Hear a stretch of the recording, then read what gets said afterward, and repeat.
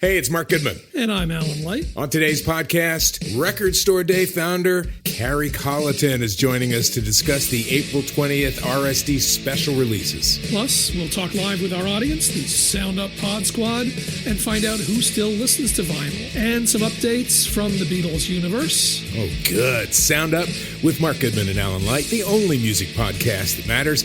Get it on Pandora, Spotify, Apple Podcasts, or wherever you get your podcasts. What's good, y'all? This is Breeze Brewing from the Mighty Juggernauts. And make sure you subscribe and download the podcast, Library Rap, the hip-hop interviews with Tim Einenkel. Hip-hop journalism on the highest level. Yeah, what's up? It's your boy Joel Ortiz, and I want everybody to make sure that they subscribe and download the podcast, Library Rap, the hip-hop interviews with Tim Einenkel. Yo, Tim, I hope all is well. You my guy. I know these interviews are not interviews, they're actually conversations, and I appreciate them all. Yawa. Hey, what's up, everybody? This is Ice-T. I want you to do something for me. Make sure you download and subscribe Library Rap, the hip-hop interviews with Tim Einenkel. It is fucking official. Alright? Stop playing. Download and subscribe. Library Rap, the hip-hop interviews with Tim Einenkel. It's cold.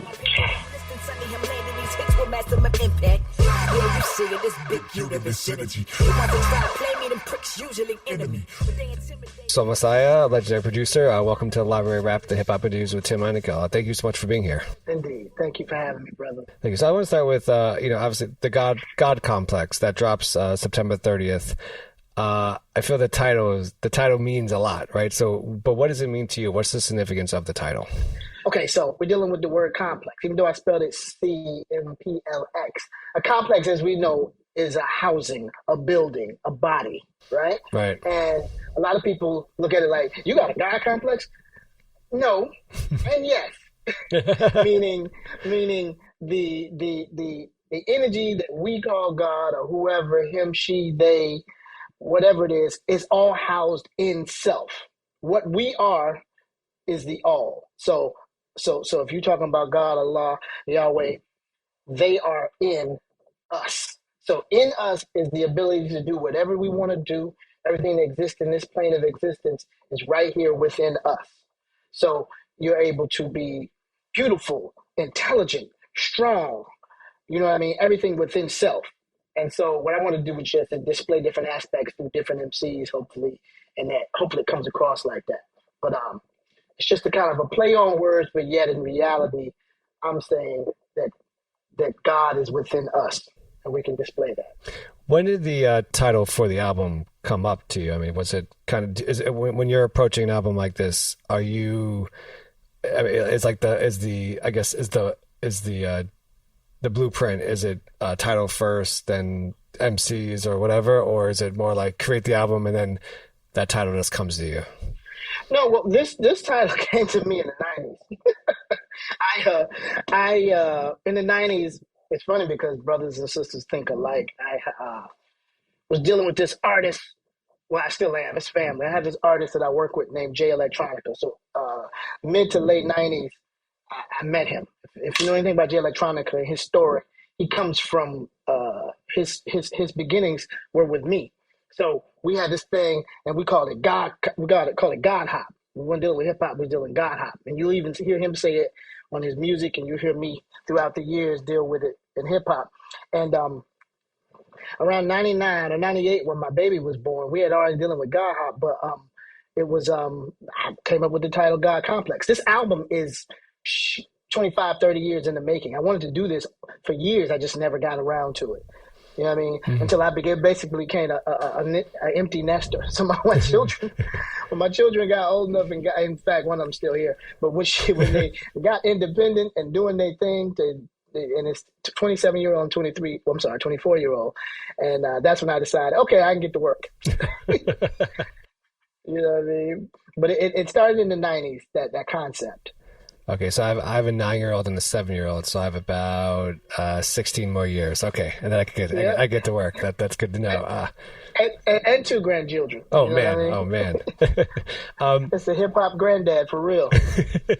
One of the tracks, Soul Supreme, features Kambata.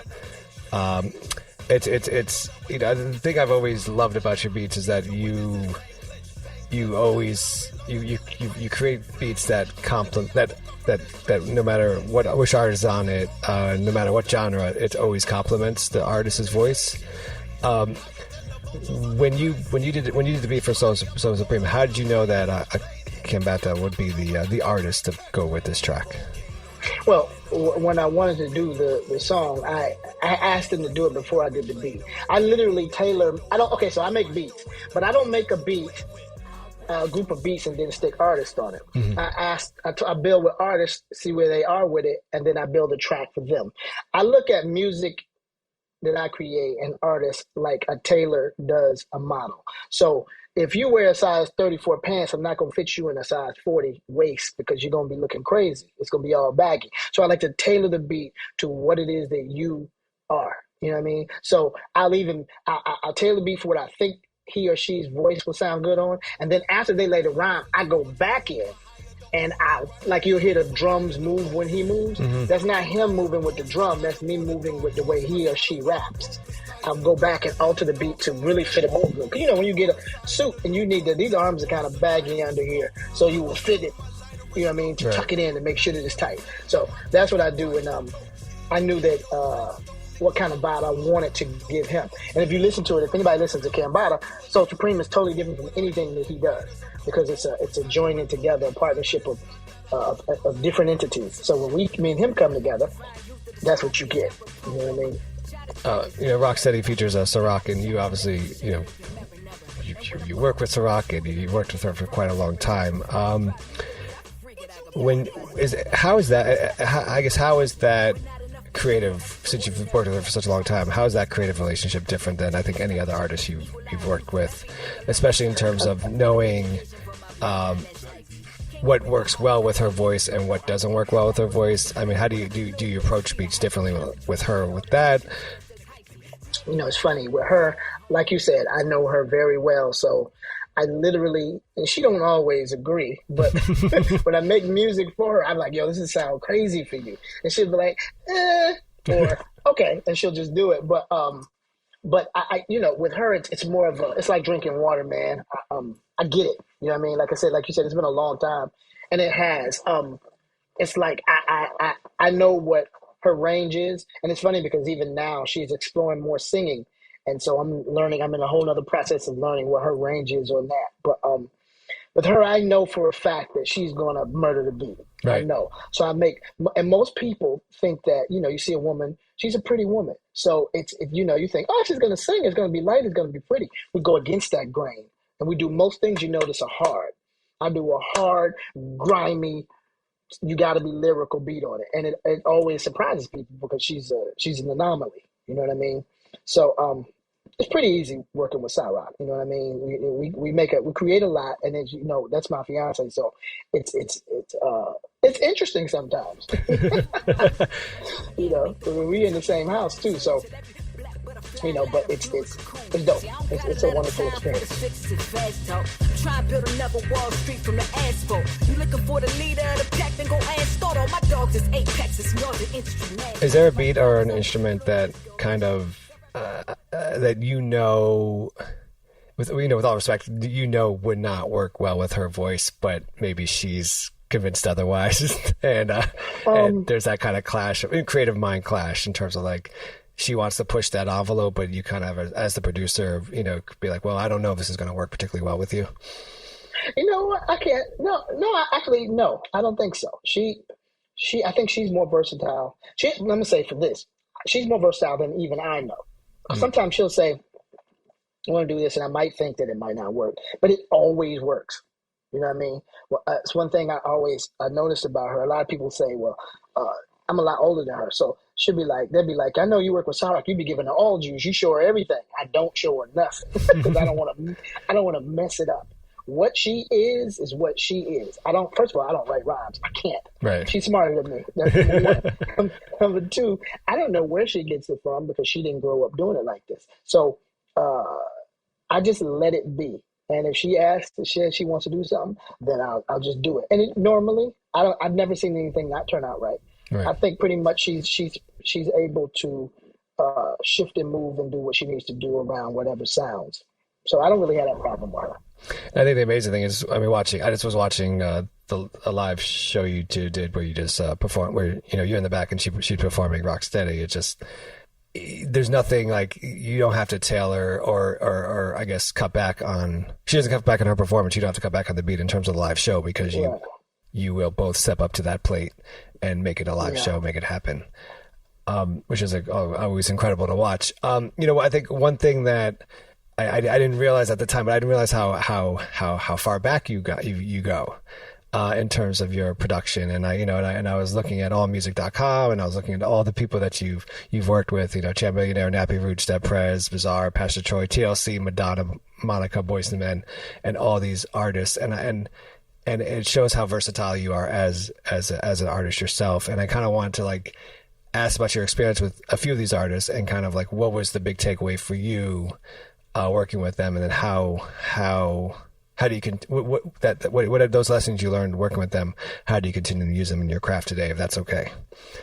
Yes. So of course I want to start with TLC, and that's because in my mind when I was in the 90s I was supposed to marry Chili, but that didn't work out too well. But really? I thought I had it as 11-year-old, but didn't work out.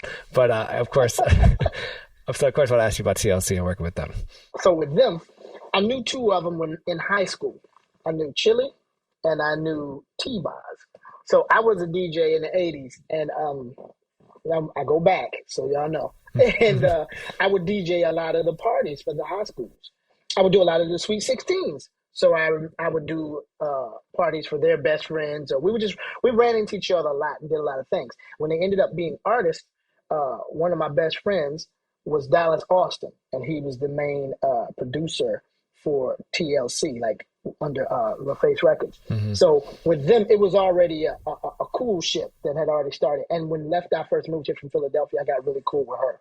And then we would just work. So me and Dallas would work day in, day out, 24/7 for years, just in the studio. And that was one of the artists that L.A. Reid wanted developed. And so, it was already cool. We were all the same age.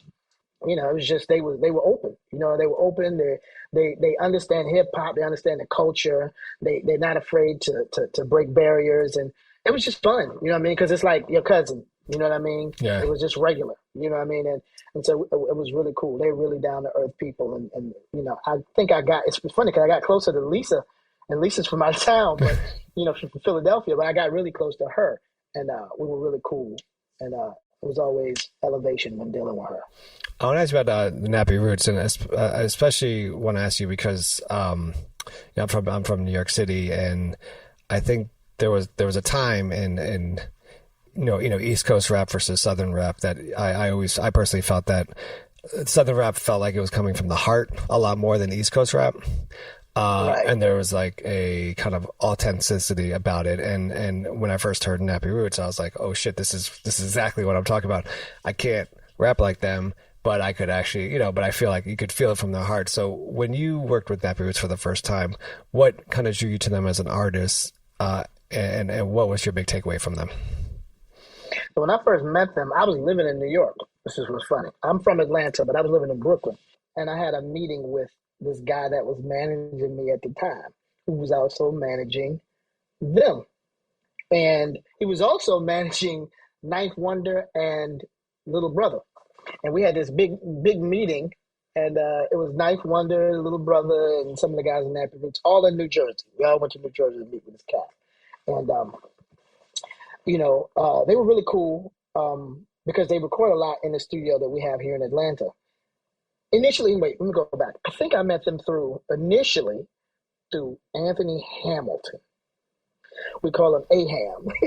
Aham would record in this studio, this big studio in Atlanta, and he, as you know, he was all those big songs. It's him singing on their hooks. Right. And then I met him. Then we hooked up in New York, and this is funny. It's gonna sound funny. I just said Knife One and Little Brother. We all traveled down to Philadelphia for a show, and I met this kid. This is a side note, but I got to put this in here. This is a little skinny kid with glasses named Trey. And it was Trey Songz. And he was like, you need to meet Trey. He going to be big one day. He going to be singing. I was like, okay, word. Okay, Trey. What's up, Trey? And anyway, they was like, yeah, we want some music from you for our album. And I remember doing a song. The first song was called Ride Again. And I flew down to Atlanta to record with them. And when I was there, Little John did a song and Kanye. So it was me, Kanye West, Little John, and David Banner. We're all in there. We did songs for these guys' album. If you remember that album, it had a lot of, they were big artists. And it's funny, this is the second album, actually. And it was Kanye West, Lil Jon, myself, David Banner, a couple more people. And they were just really, they reminded me a lot of the people I grew up with. They're from Kentucky. Well, most of them. One of them from Georgia. And they just reminded me a lot of brothers that I grew up with. You know what I mean? Like you said, it's funny, you said from the heart. They really mean what they say. Right, yeah. You know what I mean? They really live that. And I've been out to Kentucky with them. And it's an actual real thing. And for better or worse, may I say. And they were just really cool, man. And they were much more linked in than people know. They helped a lot of people, from Anthony Hamilton to Trey Songz to a lot of people. They helped come along and do their thing. Is that, I mean, is that less normal nowadays in terms of, you know, you were just describing how, you know, you're in New York, you go to Philadelphia, you meet a young Trey Songz, but then you're also like producing music, and, you know, Kanye West is there, and, you know, all those guys, right? Is that less so nowadays, I guess, and I think I know the answer to this, but being now that you really, essentially, a lot of people just, you know, email the beat, right? When they're creating, I mean, and if you could also just kind of talk about maybe how you feel the creative this helps or hurts the creative process with newer producers that they're not able to experience kind of what you experience in terms of traveling and running into all these people. Yeah, it's a lot different. That connection is not, I believe, is not there like it used to, which probably tells us why the music sounds the way it sounds too, though. It's not as soulful as it was. It's not as meaningful as it was, unless you're working with the actual artist. But yeah, it was a totally different thing, because when you wanted to do music with somebody, they called you and you met with them, and you went to the studio and you talked, and you got to build, and they got to say yay or nay on certain sounds, and I got to say yay or nay on certain notes. You know what I mean? Right. So yeah, it's an electronic, weird connection going on. You know what I mean? Sometimes, you know, a lot of the bigger artists, to be honest, the people with the bigger budgets, they be in the studio. You know what I mean? They'll go to LA and they all get in the studio, because a lot of the publishers and writers understand that that's still where it is. You know what I mean? Most of those people who do that are friends of mine, and they still do that. But for other people, more on the more independent level, we got to email somebody, and hopefully somebody get the beat. You know what I mean? You know, you've worked with hip hop artists, you worked with R&B artists, but then to look at your you know, your discography, we have Madonna's on the list. How did that come together? And I kind of like, where was she in her career at that time? And then what was the collaboration you guys did? So what was that? That was My Baby's Got a Secret around that time. So I said 95, 96. She was big. She was top. Once again, this is Dallas, Austin. So L.A. Reid would bring all these big artists, so they would hear about Dallas and our production company, and they would just come to Atlanta, because we were based in Atlanta, and they would come down to record. And she came with, what's that actress name? It's funny, I always laugh. I'll be telling Cyrock, is it Debbie Mays? Is that her name? It was this actress that was big then, that was one of her best friends. And she would just come to the studio, and she was like really normal. I was surprised, because, you know, she was such a big star back then.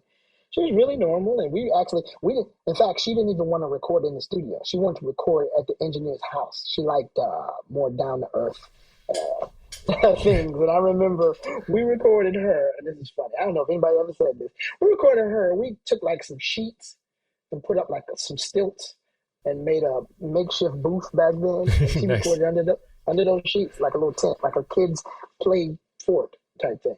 So she was really regular, really cool, real down to earth, and yeah, man, she was regular. A lot of people, man, most of my discography is not on there because, like I said, I work with Dallas. So there was Michael Jackson in the studio, Terrence Trent D'Arby was in the studio, Soul to Soul was in the studio. Everybody came through that studio. You know what I mean?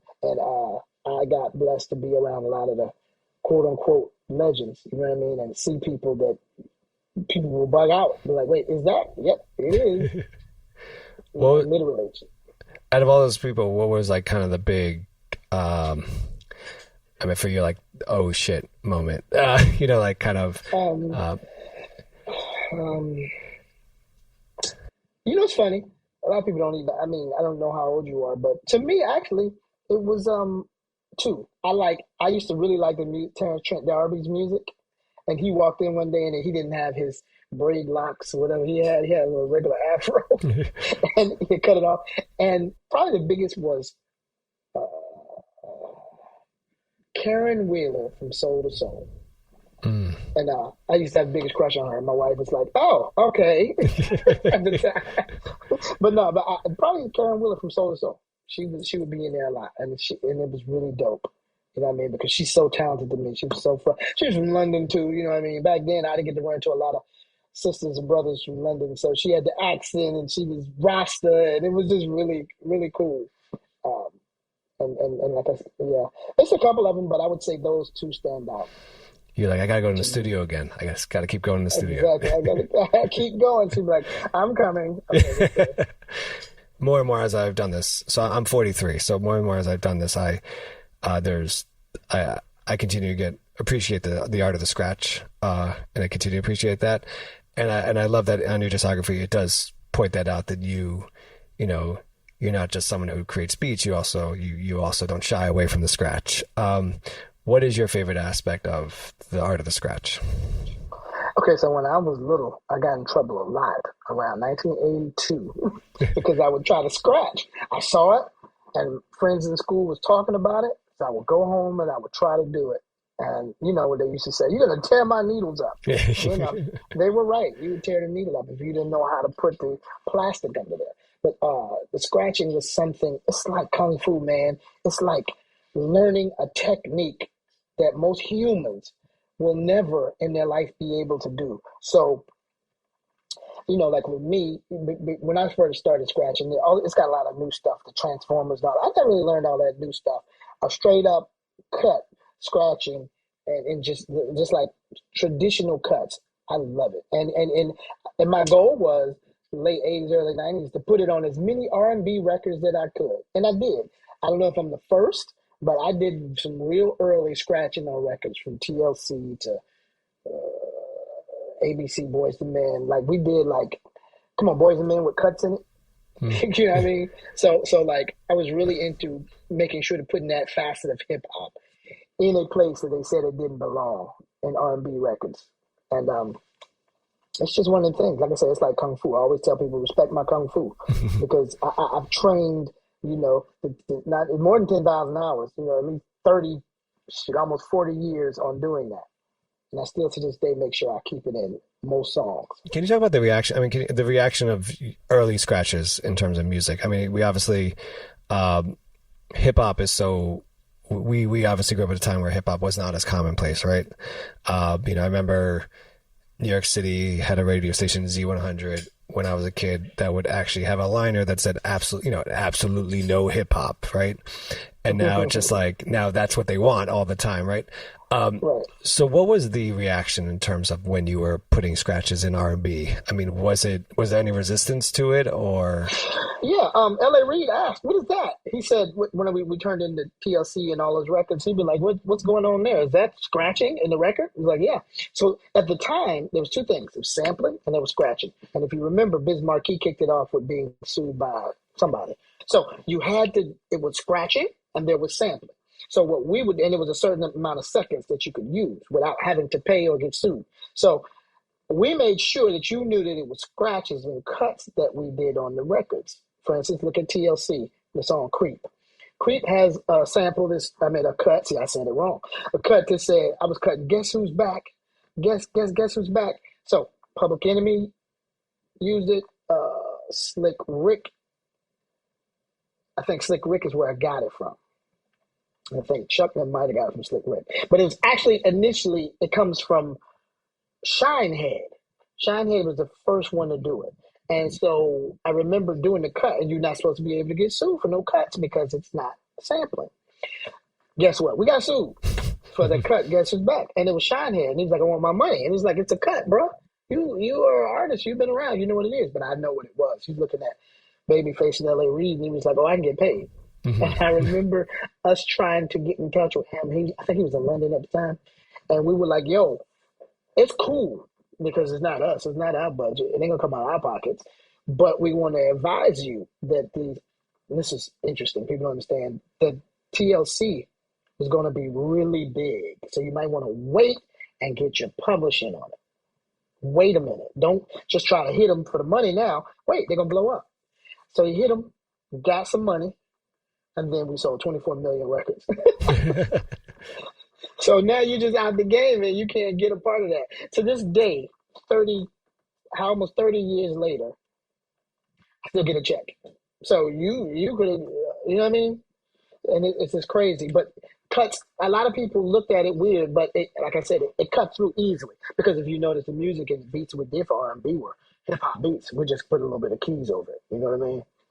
And it was accepted. It was accepted. And a lot of fun, too. It made for a lot of, it's funny because you don't really hear it now. You don't hear none of it, actually, in R&B. But then again, it also goes to something that we don't really think about. DJs are far in between that actually scratch.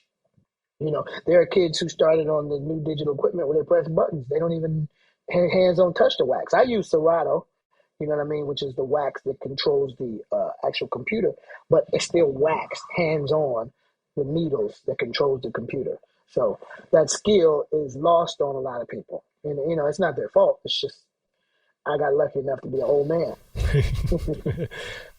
You not just do music or beats for artists. You also do you create instrumental versions of music, and you have like something like Life is a Beast. When you're doing something like that, as an artist, when do you know this is just going to be an instrumental track, and kind of what for yourself, what do you get out of it when it's just an instrumental track? Instrumental track, normally it's got a life of its own. And you could hear an artist on it, but more than likely it's like a jazz record. You know what I mean? Like, with jazz, you probably won't hear, most times you won't hear singers on it, but the saxophone, the trumpet, the stand-up bass is moving on its own. It's got its own rhythm. It's almost like a vocal itself. So usually with instrumentals, that's usually how I decide. If I got too much going on and I know that I can't break this down right here, I feel like it will take away from the beat, artist rapping on it, that's usually instrumental. Because I'm thinking, like, I grew up playing music from, I think 7 years old. They put me on my first instrument. So I think, in notes and musically, I'm a hip hop head, drums and everything, but I still think melodically, you know what I mean? And so if you listen to the instrumentals, they got their own little thing going on. It's just not a drum and a bass behind it. But yeah, it's usually filled up itself like, almost like if it was a solo of a saxophone playing over it, it's usually got a melody to it. Has there been a time where you're just doing that kind of beat and then Ciroc hears it and wants to get on it? Yeah, that happened. I think you said Life of a Beast. I think she rapped over that on one of her songs, actually, if I'm not mistaken. Yeah, she does. She snatches a lot of them. Things I think she don't want, she takes, and things I think she should. Sometimes she'll be like, and then she'll hear somebody else on it. She'll be like, why you give me that? I'm like, I did give it to you. But you can't hear it until you hear another vocal sometimes that it might work. You know what I mean? But yeah. You mentioned you also know how to play the live instrument. Is there for you, when you're just kind of messing around with music, is there like do you have a go-to instrument that you just kind of like to, just jam to? I like the bass, man. I love bass. I use a lot of bass players. I usually initially play the bass part on the keyboard, and then I go to the professionals after that to add on to what I did, which is why I'm going to make sure I give a shout. I got two people that I use, one main guy.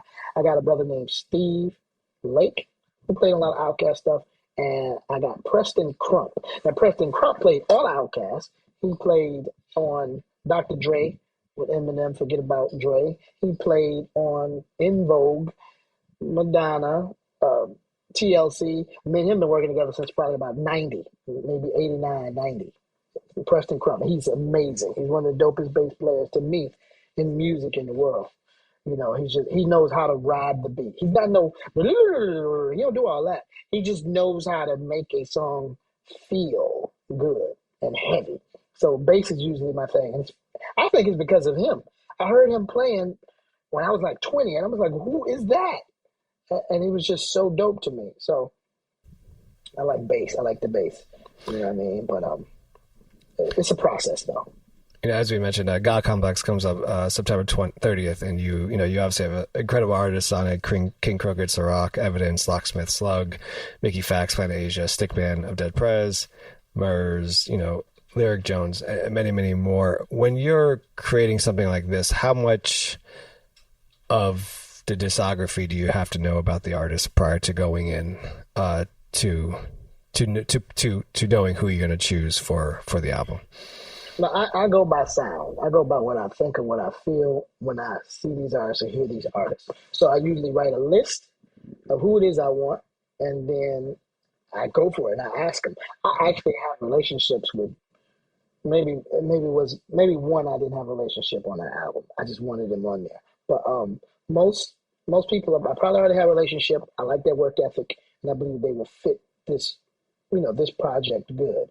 So I don't really need to see discography. I just need to know what I feel when I hear their music and hope that translates to other people. With what is content-wise, what is the conversation with an artist? And I ask that, for example, because you've worked with a range of artists. You worked with and you, including Dead Prez, who obviously the quote-unquote political hip-hop group, right? Yes. For content, when you're creating a beat, you're, in my mind, you have a message that you're trying to convey through the music, and then obviously the artists with their words are conveying a certain message as well. How is there a conversation you're having with them in terms of what you want to? Yep, I always have that conversation because, like you said, if you look at my discography, with the exception of Young Jeezy, even though he tried, that's a whole nother story. But with the exception of certain artists, all of them are usually what we call "quote unquote" conscious artists or have a message in their music. And I usually would tell them, "This is what I'm thinking about. You can do what you want to do and have free reign, but of course, we don't sell no drugs, we don't pimp no hoes, we don't do none of that on our music. None of those artists do it anyway. That's the reason I would probably pick them." But if I do pick somebody that doesn't, which nobody on this album is like that, I have to tell them, which I've done for the new Ciroc project. I'm not going to tell y'all who, but she got some features with people that would normally be mad derogatory towards women, but we wanted to break the mold and have them do something they don't normally do. So I have to have that conversation. Like, I'm going to tell you something. If I hear this, you out. And they're like, okay, I got you. So no, but I usually just give an idea of what I'm thinking, and then normally the way these artists, if you understand the names that you said on these lists, they all are in that realm anyway. You know what I mean? Because in the mainstream, we don't get artists to say anything. You know what I mean? It's all trash. So that's why I'm really excited about putting this album out. I have a partnership with Rhyme Sayers because they're more of you could call them indie, but they're not. They're like the indie underground mainstream of underground hip hop. It'll get more ears on it, just like with Ciroc. She was top 10 Billboard, and she was supposed to be an underground artist, but she was. A lot of people don't know that it was number 9 on Billboard charts. You know what I mean? So, and number 8 on rap. So it's more people will get it, and it's what we call conscious hip hop. When we talk about creating beats for this track, was there a few was there collaborations that in your mind what you created was perfect for a certain artist, but then when the artist got on it, you don't have to shout anyone out, but or call anyone out, but like the artist got on it and it just didn't work out the way you were envisioning it? Yeah, but then it'd be like the artist would be, not on this album, but sometimes when I do it, the artist will love it. And I'm like, I don't really like it. But it always ends up working out because everybody's different. Everybody gets something different from a song. And for some reason, I would say Nappy Roots works out, comes to mind. not calling them out. They'll say, I would say, I got this beat for you. They would rap on it, and they would come back and do something I didn't think that would. I was like, that's not really what I was thinking about. But they will go and they will put it out, and then it works. Mm-hmm. You know what I mean? So I work with them extensively. So that's why I can speak on them. That's family. They are they're true artists. You know what I mean? They're really into the science of putting songs together. And I listen to them when they feel like they want to do something, especially from those situations where I thought it wouldn't work. I'd be like, okay, well, you know what you want. You know what I mean? So it works out. What's the advantage of knowing an artist really well in terms, and also what's the disadvantage of knowing them really well in terms of like when you're trying to create the track together? Yeah, like you said, it's both. When you know them really well, you know how to create if a rapper he don't rhyme that fast, you know not to give him no high tempo music. But then again, sometimes when you know them too well, they're like, man, they feel like they can just make you do anything. I'm like, no, I want to do this. And they, since they're your boys, a lot of times they'll go against that. But it does help. It's best, I think, to know at least a little bit about the artist, because like I said, what's the most important, you give somebody in a tempo that's out of their wheelhouse, you can tell when you hear the song. You know what I mean? I know this is probably going to change because we have a month and some odd days until your God CMPLX is released, but what is the kind of the collab on this album that you're right now super excited for people to hear, that first is besides the 2 tracks that were already released? Crooked and Cyrock. Oh, wow. That record, the title track, thus the reason it's the title track, is amazing. And just so you know, you'll first want to hear this. The video is amazing too. It's amazing. The record is crazy. And the location, everything about this God CMPLX title track is crazy. That one.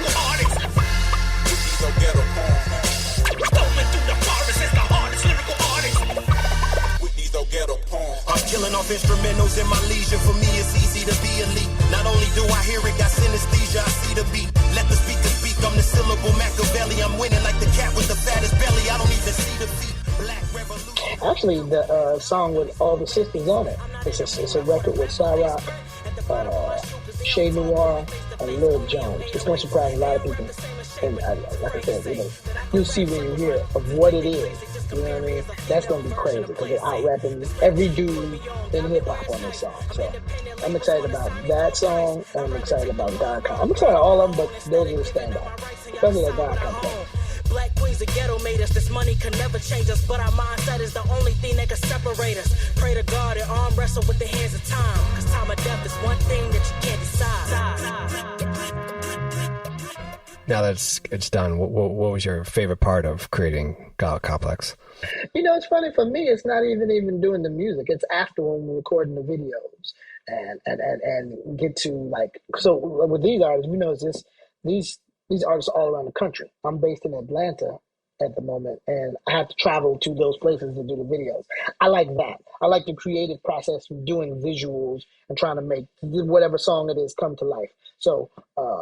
The going to work with Evidence in Venice Beach to create the sound, the look of the soundscape for Mine's and His song, creating the look and bringing to life the video for God CMPLX with Cricket. Like, I like that. I like putting, after the music is done, I like creating the visuals for it. And, I got several videos coming for this album. And so you'll see even with this video that came out a couple of days ago with Cyrock, I use a lot of familiar things, like the place with all the graffiti cans and all that. That's a friend of mine's hip hop shop. I love hip hop shops. That's my thing. It's like a museum to me. And I wanted to make sure we recorded in there and in my studio. You know what I mean? It was very personal. You know what I mean? So you're going to see all the facets. I didn't get my break-in there. I was supposed to have B-Boy in there. Crazy Legs had agreed to do something for it, but he was in Puerto Rico at the time and we couldn't get it done. But I wanted to get all 4 facets, but I'm going to add him to something. I mean, think about it. The title of the song is Rock Steady. I was going to have, the head of Rock Steady in the video. I'm in the Rock Steady crew, by the way. I don't know if you ever read that I'm a member of the Bronx chapter, Rocksteady crew, and Atlanta chapter because I started that chapter. But it's rock for ROC, like Cy Rocksteady, and my history of b-boying with Rocksteady crew, and it was supposed to have Crazy Legs. So that end part with the beat, doom doom, when it ends and the beat changes, and my old The Public Enemy. I don't know if you heard that in there. It's a lot. It's funny. That song. Yeah, if you listen to that song from the beginning to the end, I gotta call Chuck too, so he can hear this. There are odes to Public Enemy throughout the song, but you have to listen though. And the end is just clear though, at the very end. But yeah, it's all Public Enemy in that song, which is crazy. Okay, so then I have to ask you, if you were able to be a fly on the wall when this Public Enemy song was recorded, which song would you have wanted to be a fly on the wall? Here it is. Bam! That damn record is the most amazing record probably ever made. From the changes, the samples, the drums, the interludes. Night of the Living Bassheads? Night of the Living Bassheads. That's where I want to be. Right there. If I could have just been there watching them. I mean, that shit was dope. You know what I mean? And like I said, when they made it, we were, like I said, I've been recording forever. So I was like, wow, Bomb Squad. Okay. And that's why I loved Ice Cube's music so much, because of what they did. Right. That's incredible. And when I was doing R&B hip hop stuff, I patterned a lot of what I did probably unconsciously on because I use a lot of samples and drops in the R&B records like that. You know what I mean? And a lot of us did. If you listen to ABC, Playground, Aisha, that was the same crew. That's our crew, and we use a lot of samples, man. BBD, you just listen to all these records. It was full of hip hop samples and drops and cuts. That's amazing. I'm also starting to realize how significant you were in the soundtrack of my childhood in terms of like ABC and all those guys. Like, oh yeah, it's another ABC. Yeah, they were literally little children. It was crazy. Like, they were children. Like, the little one, which is the biggest. I don't know if you've seen these guys. What's his name? Not Ro. Whatever the smallest one was. He's like 6'7" or 6'8". He's like humongous now. But, wow, damn. He was a baby. He would cry. We have to hold him. That shows you how little they were. Like, they were little children. You know what I mean? But yeah, it was really interesting in the studio with all of them, man. And it's funny because I'm still connected, not specifically to them, but the guy who they signed to, this brother named Kevin Wells. He's a lot of the R&B that you saw was because of him, this brother in Atlanta. But I'm still connected to him. In fact, his children are artists now. You know what I mean? So this is, like I said, a lot of people, I still see Jermaine Dupri, I still see Dallas Austin, and we still run around the same little ciphers or whatever, but it hasn't stopped. Let me just put it to you like that. Some of the people my age did stop, but because I worked with Eric Sermon and them back in the day. I used to do sample designs. Like, that's my thing, sound design. So drums and samples and stuff like that, I would get them to these producers and these brothers that was doing music, and because all I did was sit around and dig through records, digging crates all day and snatching samples and snatching drums and sound design. So it's good to see. Eric Sermon pop up every now and then. Too Short, you know what I mean? I was around all these guys back in the day. I remember one day in our office, this kid, chubby, fat kid walked in. It was Biggie, but I mean, back then it was not. They called him Biggie. I was like, he's a kid. We need Biggie. and he ended up being the man. You know what I mean? It was really dope. You know what I mean? That's dope. Wow. New album, God CMPLX, drops September 30th. So Messiah, it's been an honor. Thank you so much for being on Library Rap, the Hip Hop Industry with Tim Heineke. I greatly appreciate this. Appreciate you for having me, brother. To all my real ones, I'm forever indebted. First song I played was 523 when I copped the BM. Tagged the Berlin Wall and shot the Coliseum. Straight shooter, I just call him how I see him. Call me Ed, but don't be calling in the evening. Sand to the beach, examine the speech. Only got my word, 2 arms, hands and my feet. Planet rock when I stand in the street. Run my city and my planets for keeps and not breach. Pump the brake and the car screech. A broad stroke with the far reach. I'm trying to write what the wrong teach. I Seen the lightning, heard the thundering. If my walls could talk, then have the subtitles. Hey, yo, check this out. This DJ Evil D, you know what I'm saying? Representing Beat Miners, Black Moon, Rocksteady Crew. Man, boot camp. I got a lot of jobs, you know what I'm saying? But that's enough of that, you know what I'm saying? But word up, let me tell y'all something right now. What you need to do is you need to make sure you subscribe and download the podcast Library Rap, the hip-hop interviews with Tim Einenkel. Word up. Yo, you need to make that happen. Word up, you know what I'm saying? Because this is hip-hop right here. It's hip-hop in podcast form, and it's very informative. Do what you gotta do. Word up. See you, and I'm out. Hey, it's Mark Goodman. And I'm Alan Light. On today's podcast, Record Store Day founder Carrie Colleton is joining us to discuss the April 20th RSD special releases. Plus, we'll talk live with our audience, the Sound Up Pod Squad, and find out who still listens to vinyl. And some updates from the Beatles universe. Oh, good. Sound Up with Mark Goodman and Alan Light, the only music podcast that matters. Get it on Pandora, Spotify, Apple Podcasts, or wherever you get your podcasts.